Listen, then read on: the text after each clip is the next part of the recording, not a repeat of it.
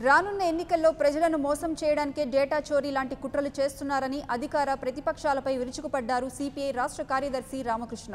ఇద్దరు వ్యక్తుల మధ్య అధికార దాహానికి రెండు రాష్ట్రాల ప్రజల మధ్య చిచ్చు రేపుతున్నారంటున్న రామకృష్ణతో మా ప్రతినిధి రాజేంద్ర ఫేస్ టు ఫేస్.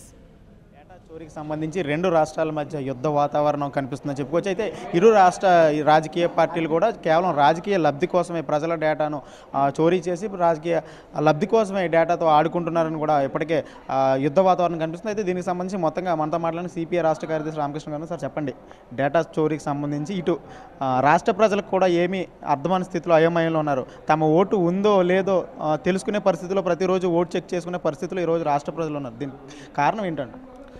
కారణం ఏమంటే ఇవాళ అధికారంలో ఉన్న చంద్రబాబు నాయుడు మళ్ళీ ఏది ఏమైనా సరే అధికారానికి రావాలి, అధికారాన్ని నిలబెట్టుకోవాలని ఆయన ప్రయత్నం చేస్తూ ఉన్నాడు.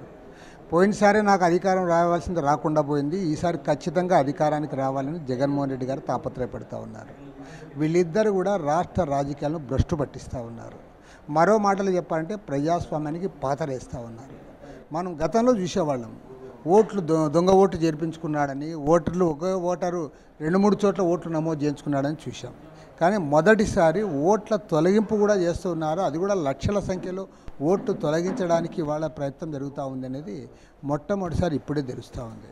మన తెలంగాణ రాష్ట్రంలో జరిగిన ఎన్నికల్లో కూడా చాలా ఓట్లు లేకుండా పోయినాయని చెప్పి అప్పుడు పోలింగ్ సందర్భంలో చాలామంది కంప్లైంట్ చేశారు. ఆ తర్వాత ఎన్నికల కమిషనర్ గారు కూడా దానిపైన సారీ చెప్పాడు. ఇవాళ ఏమంటే ఇక్కడ కూడా సేమ్ తెలంగాణలో ఏ రకంగా అయితే ఓట్లు లేకుండా చేశారు, అదేవిధంగా ఆంధ్ర రాష్ట్రంలో కూడా ఓట్లు లేకుండా చేయడానికి ఒక పెద్ద ప్రయత్నం జరుగుతూ ఉంది. అదేవిధంగా పౌరులకు సంబంధించిన డాటా అంతా కూడా కలెక్ట్ చేసుకొని ఐటీ గ్రిడ్ సంస్థ యొక్క ఒక ప్రైవేట్ సంస్థ చేతుల్లో పెట్టుకొని తద్వారా రాష్ట్ర రాజకీయాలను ప్రభావితం చేయడానికి చంద్రబాబు నాయుడు గారు ప్రయత్నం చేస్తున్నారు. పైగా నా డేటా అంతా కూడా చోరీ చేశారంటున్నాడు. అసలు నీవే రకంగా సేకరించావు, దానికి సమాధానం నువ్వు చెప్పాలి. నీవైనా నీ పార్టీకి సంబంధించిన వాళ్ళవి అంటాను. నీ పార్టీ వాళ్ళు 3,60,00,000 మంది మీ పార్టీ వాళ్ళు కాదు కదా.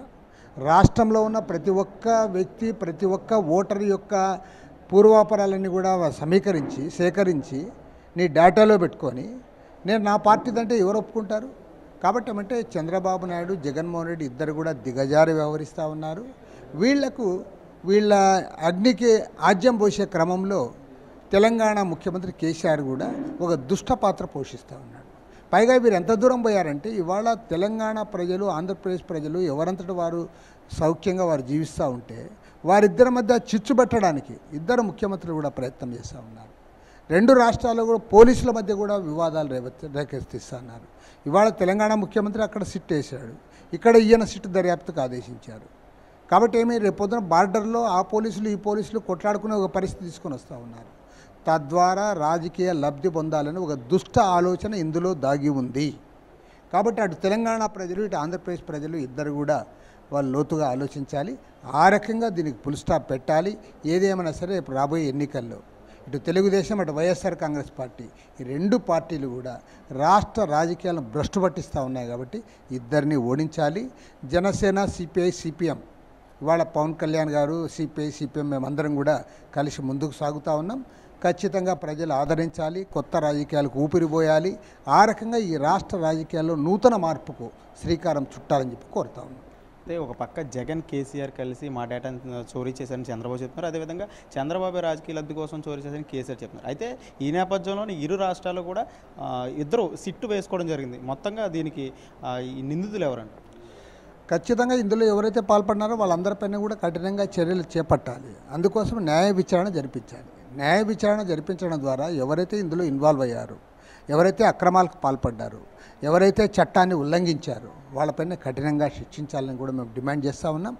ఏది ఏమైనా సరే మా 3 పార్టీల సమావేశం జరిగే క్రమంలో ఈ అంశంపైన లోతుగా చర్చిస్తాం. మా 3 పార్టీలు, ఉభయ కమ్యూనిస్ట్ పార్టీలు, జనసేన 3 పార్టీలు ఒకే వైఖరి తీసుకొని ప్రజల ముందు వీరిద్దరిని కూడా ఎండగడతామని చెప్పి కూడా తెలియజేస్తాం.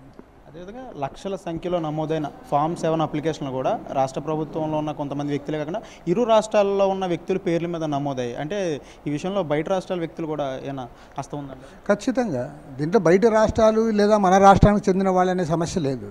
ఇందులో ఒకటి అక్రమాలకు పాల్పడేవాళ్ళు, అక్రమాలను అరికట్టే వాళ్ళే.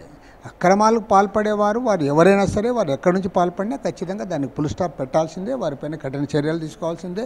ఎవరైతే ఇందులో ఇన్వాల్వ్ అయ్యారో ఎందుకంటే ప్రజాస్వామ్యంలో ఓటు అనే ఆయుధం అనేది అతి ముఖ్యమైనది.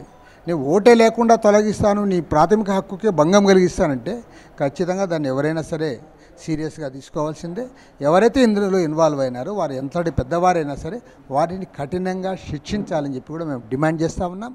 అదేవిధంగా డేటా చోరీ కేసులో కూడా ఎవరైనా సరే అక్రమంగా డేటా కలెక్ట్ చట్ట పద్ధతిలో కాకుండా చట్టాన్ని అతిక్రమించి ఎవరైతే ఇచ్చేశారో వారిపైన కూడా కఠినంగా చర్యలు ఉన్నాయి. ఇదంతా ఎలా ఉంటే హీరో శివాజీ కూడా బయటకు వచ్చి చంద్రబాబుకి ఏం తెలియదు, చంద్రబాబు మీద కుట్ర చేయడానికి కోసం మాత్రమే ఈ డేటా చోరీకి సంబంధించి చేస్తున్నారు అని చెప్తున్నారు. అయితే దీనికి సంబంధించే ఇప్పటికే ఆపరేషన్ డేటాను ఒక వీడియోను కూడా రిలీజ్ చేశారు. ఓకే, అది రాజకీయ నాయకులు చెప్తాం. అయితే మొత్తంగా డేటా చోరీకి సంబంధించి రెండు రాజకీయ పార్టీలు రాజకీయ లబ్ధి కోసమే ప్రజలతో ఆడుకుంటున్నాయి. ప్రజలను అమాయకులు చేసే వాళ్ళు రాజకీయ కుట్రలు చేపడుతున్నారని కూడా రామకృష్ణ చెప్తున్నారు. కెమెరా పర్సన్ కిషోర్తో రాజేంద్ర.